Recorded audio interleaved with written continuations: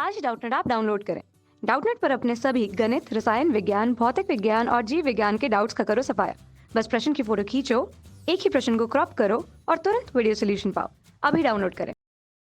Hello student, welcome to Doubtnut. हमारा आज का क्वेश्चन है पवन किसे कहते हैं, पवन किस प्रकार चलती है। ठीक है, तो बात करते हैं किसकी, पवन की। अब पवन होता क्या है, ये क्या है वो मैं आपको बता देती हूँ।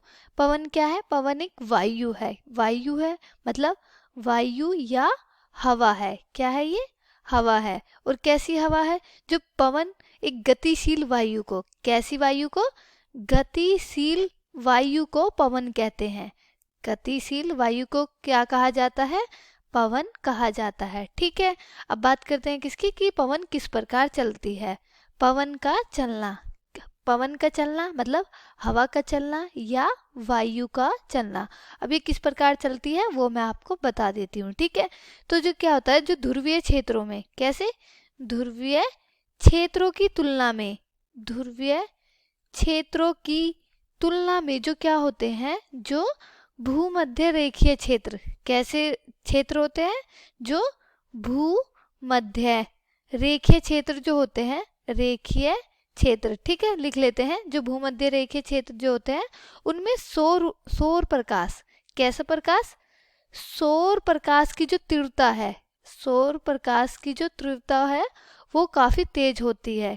कैसी होती है, काफी अधिक होती है, या ऐसे बोल सकते हैं अधिक होती है। ठीक है, इसके परिणाम स्वरूप क्या होते हैं, यानी कि इस तीव्रता के कारण क्या होता है, जो भूमध्य रेखीय क्षेत्र होते हैं, क्या होते हैं, जो भूमध्य रेखीय, लिख लेते हैं। ठीक है, भूमध्य रेखीय क्षेत्र को, ठीक है, तो क्षेत्रों में क्या होता है, पृथ्वी की सतह के निकट, किसके निकट, पृथ्वी की सतह के निकट क्या होता है, पृथ्वी की सतह के निकट की जो वायु होती है, निकट की क्या होती है, निकट की जो वायु होती है, वायु क्या होती है, शीघ्र ही, यानी कि जल्दी क्या हो जाती है, वो शीघ्र ही या जल्दी ही क्या हो जाती है, गर्म हो जाती है।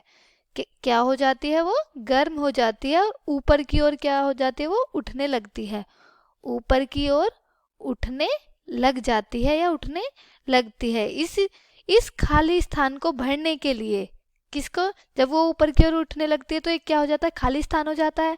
ठीक है, और खाली स्थान को भरने के लिए जो ध्रुवीय क्षेत्र होते हैं, क्या होते हैं, जो ध्रुवीय क्षेत्र होते हैं, ध्रुवीय क्षेत्रों की अपेक्षाकृत ठंडी वायु किसमें होती है, जो ठंडी वायु होती है वो भूमध्य है। कैसे, भूमध्य, भूमध्य रेखीय क्षेत्रों के, भूमध्य रेखीय क्षेत्रों की ओर क्या करने लग जाते हैं, प्रवाह करने लग जाते हैं।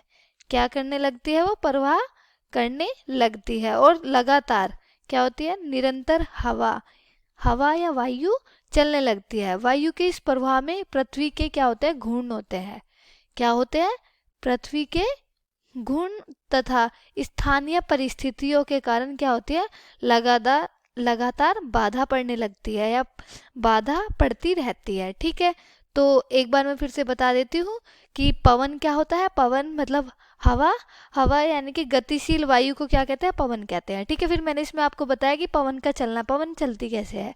ठीक है, तो इसमें मैंने बताया कि जो ध्रुवीय क्षेत्रों की तुलना में क्या होते हैं, जो भूमध्य रेखीय क्षेत्रों में सौर प्रकाश की तीव्रता क्या होती है, वो बहुत ज़्यादा होती है। ठीक है, फिर मैंने इसमें बताया जब वो तीव्रता ज़्यादा होगी तो इसके कारण क्या होता है, जो भूमध्य रेखीय क्षेत्रों में पृथ्वी की जो सतह के निकट की क्या होती है, जो वायु होती है वो बहुत गर्म हो जाती है।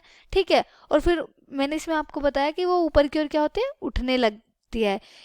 फिर उसके बीच में जब वो ऊपर उठने लगती है तो बीच में क्या होता है, एक खाली स्थान होता है। उस खाली स्थान को भरने के लिए क्या होता है, जो ध्रुवीय क्षेत्रों की अपेक्षाकृत ठंडी वायु भूमध्य रेखीय क्षेत्र की ओर क्या होते हैं, वो बहने लगती है, प्रवाह करने लगती है, और लगातार जो वायु होती है, वायु के इस प्रवाह में क्या होता है, जो पृथ्वी के घूर्णन होते हैं, पृथ्वी के घूर्णन तथा जो स्थानीय परिस्थितियों के कारण क्या होती है, लगातार बाधा बढ़ती रहती है।